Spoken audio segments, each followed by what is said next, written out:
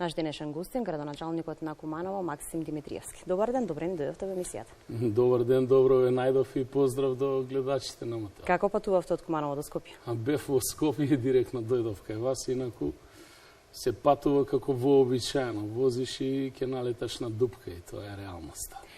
Куманово има комплетен бесплатен превоз, јавен превоз за сите граѓани. Како функционира оваа мерка и колку се задоволни жителите на Куманово? Да, воведовме една таква мерка, соочени со фактот дека сме во период на енергетска криза.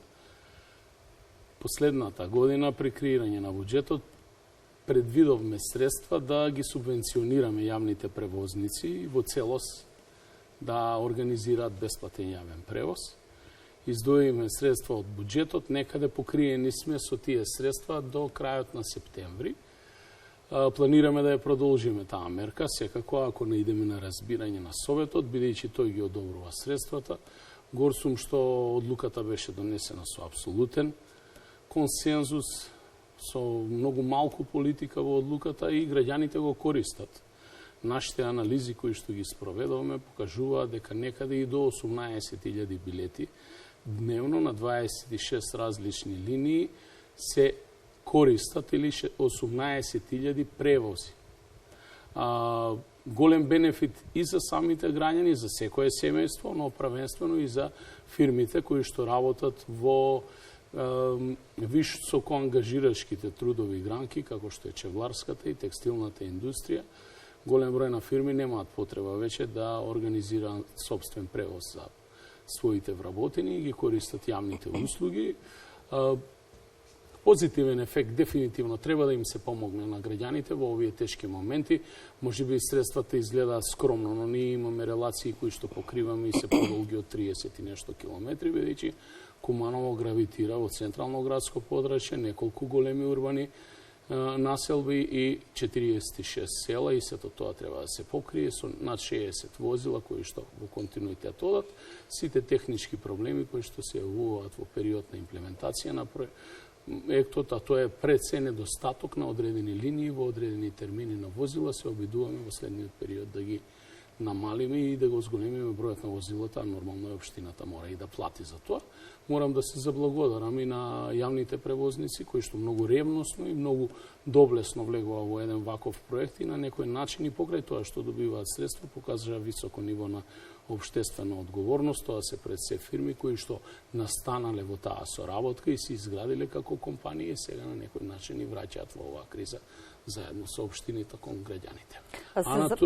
Се извинувам, само на тој начин секако го намаливме и сообраќајниот метеж во градот, постигнавме дополнителен еколошки ефект, ги намаливме дивите превозници во градот и една од главните мерки создаваме навика за користење на јавниот превоз, па во иднина зошто да не се инвестира и во нешто помодерно и посовремено. Се забележува динамика на работење уште на самиот влез во Куманово. Во моментов се реконструираат и се прошируваат улици, не само во централното градско подрачје. Што е досега сработено, а што останува за реализација? Па мило ми е што го имате воочено тоа. Јас како градоначалник имам впечаток дека сето тоа се одвива со мал интензитет, но на многу места ми напоменуваа дека тоа е така. Во Куманово мислам дека можеме многу повеќе. Горцум на сите проекти кои што се реализираат. Реализираме голем број на инфраструктурни проекти, некои од нив се стратешки проекти. Еве вчера го отвориме првиот шопинг мол во градот, комплетно приватна инвестиција, каде што претходно ги реконструиравме и ги проширивме сите пристапни улици на главниот градски булевар, тоа е булеварот Трета македонска ударна бригада, на локација кај градскиот пазар, дополнително обезбедиме простор за проширување на цветниот пазар. И сега само е главниот проблем како да се реши старата навика и да се изнајде решение за непрописно паркирање на возилата. Недостасуваат паркинг места, ние ќе продолжиме да. Тоа беше следните прашања. Недостасуваат ли повеќе паркинг места во Куманово како и останатите општини? Недостасуваат во централното градско подрачје согласно важечките урбанистички планови кои што своевремено во последните 15 години се штанцани. Се одело по да се дефинира личниот приоритет, а не општиот приоритет. Ќе бидат повлечени голем број на детални урбанистички планови, за да во истите се вцрта јавниот интерес. Ке мора Куманово да обезбеди поголем број на паркиралишта првично на хартија, да ги предвиди, да ги испланира, а потоа со тек на време и да ги изреализира, бидејќи јас градот не го гледам Куманово 2023, туку го гледам Куманово 2033, да оставиме подлога на тие што ќе дојдат зад нас, за да можат да создаваат еден модерен и урбан град и да ги секако коригираме собствените навики. Инаку планираме реализација на голем број инфраструктурни проекти и оваа година, кои што не се отпочнати, а веќе се тендерирани или се во постапка, или се во фаза на подпишување на договори. Првично ќе тргнам со санација на спортскиот комплекс Соколана, каде што имаме завршено постапка за изградба на комплетно партерно уредување, изградба на второто игралиште во дворот на Соколанска спортска сала, која што е една од најстарите спортски сали во градот, и ќе влеземе во самата сала каде што ќе го смениме кромниот покривач и ќе ја засилиме статиката, бидејќи тоа беше објект заборавен и оставен на забот на времето, со нерешени имотно-правни односи, го земаме како собственост на општината и од година во година го уредуваме. Дополнително ќе работиме на реконструкција целосна на Соколанскиот парк, кој што е еден од најкултните места и најстарите паркови во градот, и дополнително работиме и на целосна реконструкција и трансформација на актуелниот стар градски парк покрај реката Липковка, кој што се наоѓа веднаш до стариот градски стадион, да го реконструираме во современ, модерен, смарт парк со фитнес корнери, дополнителен паркинг простор. Дел од овие содржини веќе се изградени, а дел во следниот период ќе бидат изградени со модерни трим патеки со тартан подлоги за трчање, рекреирање, со модерни патеки со акрилна подлога за бициклисти, модерна патека за бициклисти дополнително и еден спортски комплекс во рамки на самиот тој градски парк и уште голем број на други проекти, но не можам да не го споменам и секако еден од најбитните проекти оваа година, а тоа е целосна реконструкција на малиот градски плоштад во градот, кој што се наоѓа пред платото на Домот на културата во градот, кој што ќе биде трансформиран во еден модерен центар, така како што го личи Куманово. Да споменеме тука и новата водоводна мрежа на улица Никола Тесла во Куманово. Да, Никола Тесла, тоа е еден проект кој што го работиме заедно со Министерството за транспорт и врски во заедничко финансирање. Дел од средствата обезбедува ресорното министерство, тоа се средства кои што следуваат согласно законот на општина Куманово и дел од средствата ги обезбедува самата општина. Менуваме, замислете, водоводна инфраструктура подземна во делот на градот кој што е многу населен, која што датира од 1959 година, стари азбестни цевки. Имаме многу такви состојби во градот. Недостасувале капитални инвестиции со децении наназад, но ете, ги решаваме и тие проблеми и јас барам разбирање од самите граѓани кои што живеат таму, бидејќи ќе се работи, а се работи ете во доста врнежливи услови, ќе се создава кал и така натаму, но мора да го завршиме проектот и секако ќе работиме на изградба на голем број на нови улици, бекатонирање на нови површини, работиме паралелно и во урбаниот дел, и во руралните средини, и во урбано-руралните средини, што туку завршиме со целосно бекатонирање на најголем број од улиците во населба Ајдучка чешма, претходно завршиме со изводба на канализација во најголемата приградска населба Пуковско во Куманово, но мора да признавам дека на Куманово му недостасува многу подземна инфраструктура и моите пресметки се некаде дека нам ни се потребни околу 200 милиони евра средства за да ја решиме само подземната инфраструктура за фекална и атмосферска канализација и смена на целата водоводна мрежа. Тоа се многу високи средства за нас во рамки на нашиот оперативен буџет во кој што располагаме со некои средства реално 6 до 8 милиони евра на годишно ниво, кога ќе ги разложите дел за култура, спорт и останати дејности во делот на социјална заштита, даваме субвенција значи, на голем број на семејства за плаќање на јавните давачки за потрошена вода и ѓубрарина, на социјалните случаи во градот, еднократна парична помош во 2 години еднаш по вкупен износ до 6000 денари, помош за лекување и спонзорирање на голем број на лица кои што учествуваат на надпревари. Тие средства се ограничени, што значи дека мора да се бараат алтернативен начин на обезбедување на приходи, а тоа не може да биде на друго место, освен грант средствата кои што доаѓаат од надвор и секако државата, кое што мора конечно да се децентрализира и Македонија да се трансформира од една централизирана во една децентрализирана држава, бидејќи сега во моментот сите пари кои што граѓаните ги плаќаат во најголем дел се трошат на централно ниво и затоа имаме денеска ваквите феномени кај што се влегува во сериозни капитални инвестиции на централно ниво и изградба на нови коридори, без при тоа претходно некој да пресмета на кој начин, од каде ќе ги соберат парите и како тие долгови еден ден ќе ги плаќаат нашите граѓани, но како и да е, општините заслужуваат многу повеќе. Граѓаните плаќаат на државата и државата е должна да им врати многу повеќе назад во локалните буџети за да се реализираат проекти, изградба на голем број спортски игралиште, но мора да потенцирам овде дека сето онаа што го градиме, за жал се соочуваме со фактот, со неодговорност на неодговорни поединци, каде што многу често сето тоа се уништува и како круна на инвестициите во планираната 23 и 24 година сакам да напоменам дека работиме активно на целосна реконструкција на нашата спортска сала, која што е бисер на градот, на која што сите сме горди, каде што се одржувале огромен број на спортски надпревари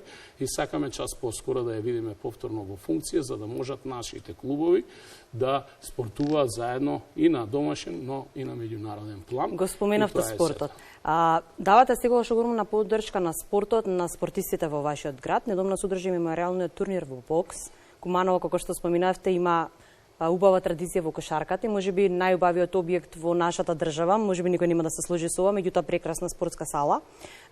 Дали понатаму ќе се вложува во младите, ќе се формира спортот во вашиот град? Ние како општина ја променивме политиката на поддршка на спортот, бидејќи нашата обврска е да го развиваме спортот, но не и да го финансираме спортот. Спортските клубови се приватни субјекти и тие треба да бидат спонзорирани и финансирани од страна на спонзори и самите субјекти и сопственици кои што се на самите клубови, но даваме финансиска поддршка на секој спортски клуб за да ги развива младите генерации и спортските школи. Има одредени недоразбирање во делот со таквите управи, бидејќи сметаат дека треба да дојдат до пари од општината и потоа да не се грижат за ништо. Не е само да бидете член на управа, туку првенствено треба да обезбедувате некој бенефит како член за самиот спортски клуб.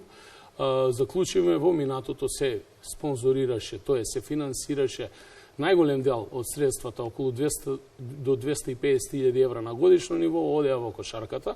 Ние ги дисперзиравме тие средства за сите останати спортови, навлеговме малку и во фудбалот.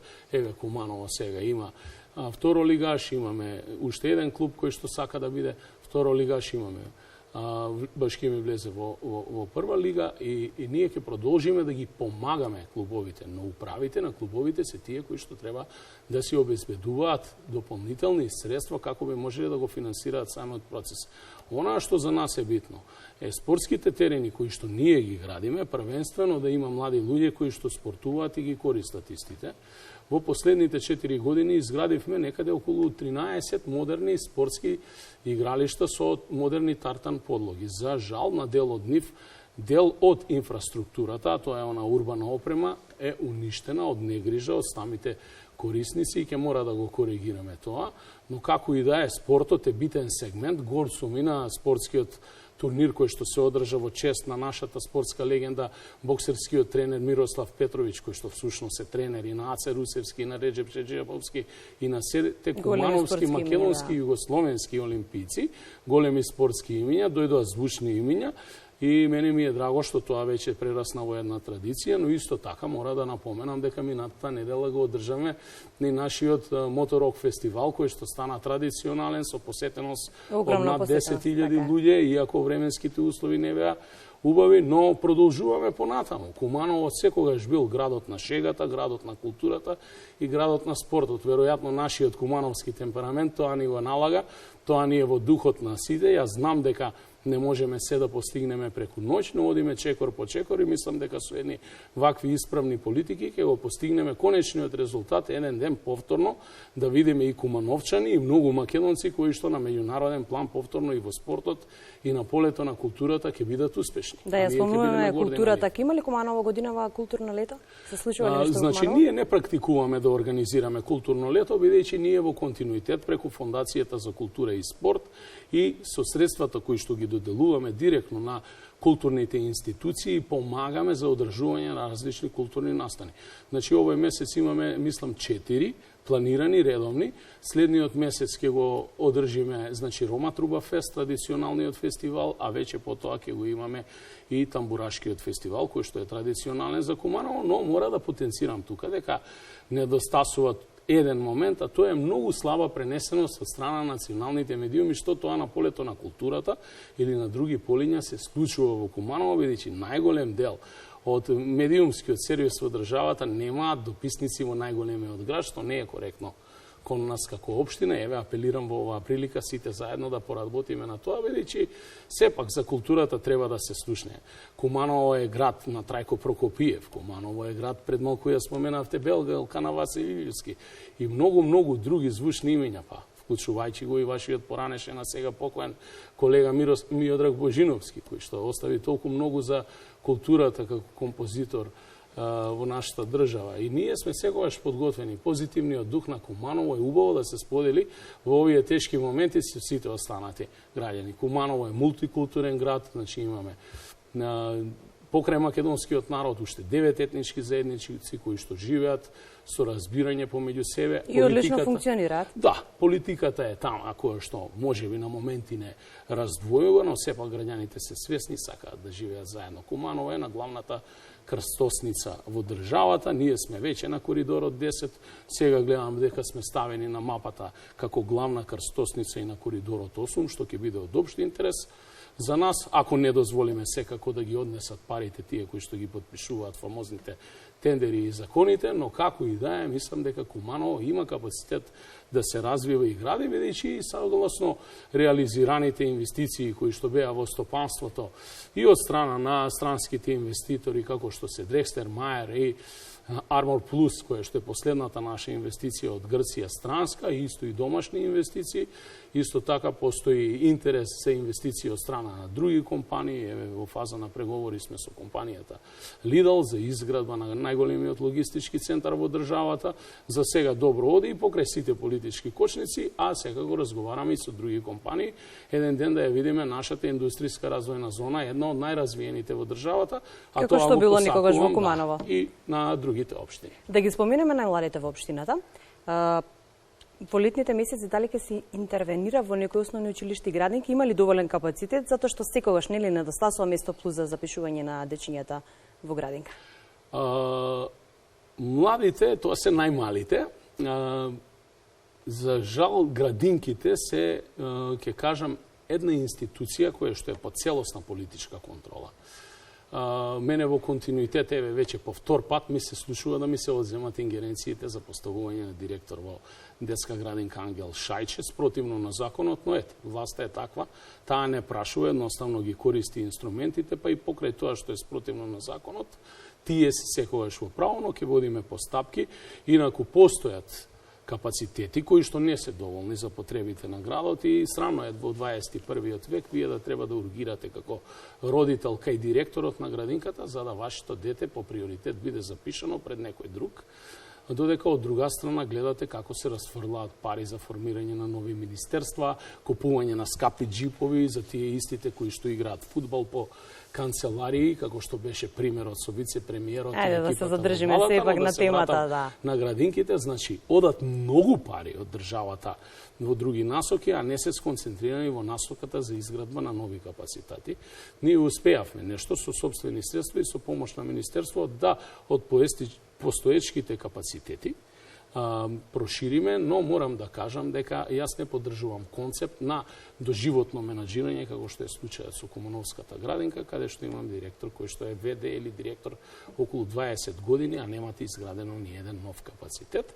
Инаку ги споменавте младите, кога ќе кажеме млади, тоа се согласно законот за млади, оние што Треба да им помогнеме, организираме повеќе ивенти. Првично имаме младински центар кој што е даден на управување заедно со Агенција за млади и спорт. Тоа беше првиот младински центар. Имаме канцеларија за млади, службени за млади во општината. Еве во недела ги повикувам сите млади да ни се придружат во викенд центарот Пелинце, во меморијалниот центар Аслом, каде што ќе се организира голем ивент за младите на територија на наша општина и во регионот, и верувам дека ќе биде успешен. Буквално се што доаѓа како иницијатива од младите, ние го поддржуваме. Дали се работи тоа за друг тип на фестивал, друг тип на организација. Разговори сме и со она што стана многу популарно исцртување на мурали на луѓе кои што се ентузијасти, кои што и текако не разбудија нас. се нацрта во некој дел од Куманово. Така е. Графитот на Гоце Делчев на Кумановската гимназија, еве јавно им се заблагодарувам за тоа. Општината поддржува, а тие нека творат и создават. Да споменем уште меѓународната соработка на општина Куманово. Недавно бевте во Швајцарија. Какво искуството? Како поминавте таму? Бев во Швајцарија сега, дојдов пред 2 дена. Поминав одлично во организација на нашите иселеници во Швајцарија, значи тоа е францускиот кантон, градчето Ешалан, каде што има околу 7000 граѓани, но во регионот на тој град живеат некаде, според информациите кои што ги добив од организаторите Сдруженијето Македонија, над 20.000 македонци. Имаше голем настан со присуство од над 2000 нашинци, каде што се пеја македонски песни, се играше македонско оро, се веја македонски и швајцарски знамења и буквално има впечаток дека сум во Македонија, а не во Швајцарија. Многу пријатно бев примен и јас и екипата која што беше, моите колеги градоначалници од другите делови на државата, и на вистина на диаспората треба да и се даде поголема шанса во делот на носењето на одлуките, но и првенствено да им се даде одредена шанса во делот на создавање на овој систем во кој што за жал ние денеска многу тешко функционираме, и тоа е една од главните причини зошто тие си заминува. Треба да седнеме и да ги сослушаме реално луѓето, да ги видиме суштински зошто тие луѓе заминале од тука во странство. Не го говорам ова како чиста политичка флоскула, туку суштински да се сослушаат. Имаат луѓето огромен број на совети, а можат и материјално секако да помогнат, како што помагаат на многу семејства да се издржуваат во оваа наша држава. Диаспората е силна карика на нашата држава и на македонските. Имам уште многу прашања неодговорени, меѓутоа мораме да завршиме со овој разговор. Секако ќе ве поканиме повторно да ни бидете гостин во нашата емисија. Ми беше чест, посакувам убав викенд на сите гледачи и на вас, и благодарност за поканата. Благодарам уште еднаш.